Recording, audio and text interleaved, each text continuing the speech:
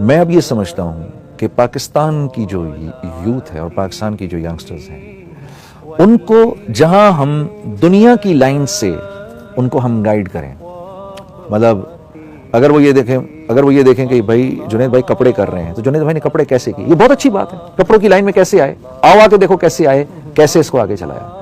لیکن ساتھ میں یہ بھی ضروری ہے جاننا کہ بھائی جتنا ضروری جنید بھائی کے لیے اپنے بزنس میں ٹائم دینا ضروری ہے، اتنا ہی اپنے اللہ کو خوش کرنا بھی ضروری ہے، ٹھیک ہے۔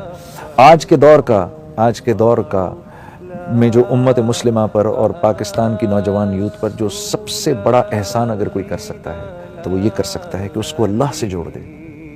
پہلے اتنی فیسلٹیز نہیں تھی جتنی فیسلٹیز آج ہیں، اتنی بڑی بڑی گاڑیاں نہیں تھیں، آج بیٹا یہ سب کچھ کرنا بہت آسان ہے، تو فیسلٹیز تو بڑھ گئی ہیں، ٹھیک ہے نا۔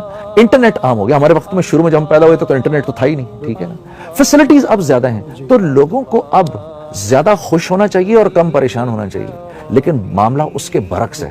اس سے یہ بات سمجھ میں آتی ہے کہ چیزوں کی اور اسباب کی بہتات جو ہے یہ انسانوں کے لیے سکون، چین اور اطمینان کا ذریعہ نہیں بنتی۔